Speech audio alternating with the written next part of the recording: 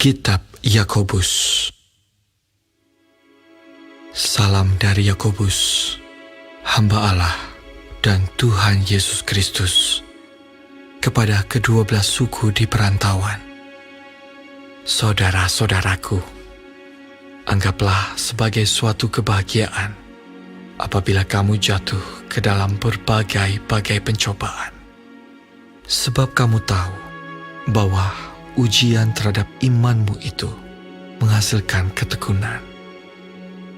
Dan biarkanlah ketekunan itu memperoleh buah yang matang, supaya kamu menjadi sempurna dan utuh dan tak kekurangan suatu apapun. Tetapi apabila di antara kamu ada yang kekurangan hikmat, hendaklah ia memintakannya kepada Allah, yang memberikan kepada semua orang dengan murah hati dan dengan tidak membangkit-bangkit, maka hal itu akan diberikan kepadanya. Hendaklah ia memintanya dalam iman, dan sama sekali jangan bimbang, sebab orang yang bimbang sama dengan gelombang laut yang diombang-ambingkan kian kemari oleh angin. Orang yang demikian janganlah mengira bahwa ia akan menerima sesuatu dari Tuhan. Sebab orang yang mendua hati tidak akan tenang dalam hidupnya.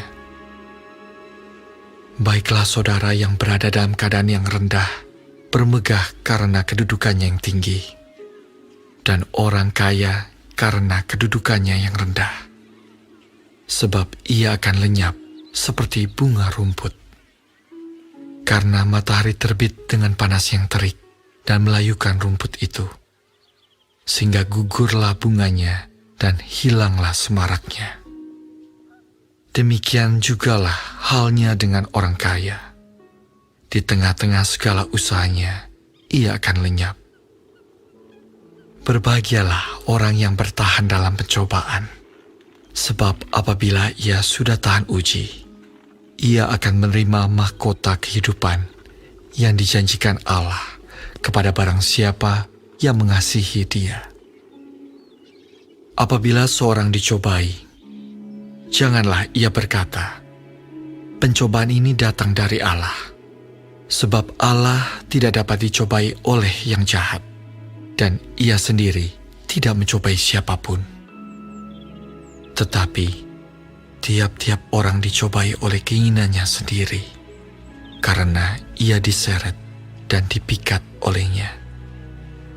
Dan apabila keinginan itu telah dibuahi, ia melahirkan dosa. Dan apabila dosa itu sudah matang, ia melahirkan maut. Saudara-saudara yang kukasihi, janganlah sesat. Setiap pemberian yang baik dan setiap anugerah yang sempurna datangnya dari atas, diturunkan dari Bapa segala terang. Padanya tidak ada perubahan atau bayangan karena pertukaran. Atas kehendaknya sendiri, ia telah menjadikan kita oleh firman kebenaran, supaya kita pada tingkat yang tertentu menjadi anak sulung di antara semua ciptaannya. Hai saudara-saudara yang kukasihi, ingatlah hal ini. Setiap orang hendaklah cepat untuk mendengar, tetapi lambat untuk berkata-kata, dan juga lambat untuk marah. Sebab amarah, manusia tidak mengerjakan kebenaran di hadapan Allah. Sebab itu, buanglah segala sesuatu yang kotor dan kejahatan yang begitu banyak itu, dan terimalah dengan lemah lembut firman yang tertanam di dalam hatimu, yang berkuasa menyelamatkan jiwamu. Tetapi hendaklah kamu menjadi pelaku firman, dan bukan hanya pendengar saja. Sebab jika tidak demikian, kamu menipu diri sendiri. Sebab jika seorang hanya mendengar firman saja dan tidak melakukannya, ia adalah seumpama seorang yang sedang mengamat-ngamati mukanya yang sebenarnya di depan cermin. Baru saja ia memandang dirinya, ia sudah pergi, atau ia segera lupa bagaimana rupanya. Tetapi barang siapa meneliti hukum yang sempurna, yaitu hukum yang memerdekakan orang, dan ia bertekun di dalamnya, jadi bukan hanya mendengar untuk melupakannya, tetapi sungguh-sungguh melakukannya, ia akan berbahagia oleh perbuatannya.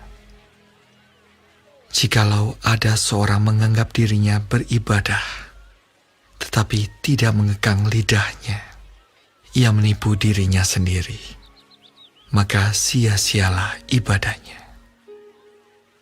Ibadah yang murni dan yang tak bercacat di hadapan Allah Bapa kita ialah mengunjungi yatim piatu dan janda-janda dalam kesusahan mereka, dan menjaga supaya dirinya sendiri tidak dicemarkan oleh dunia.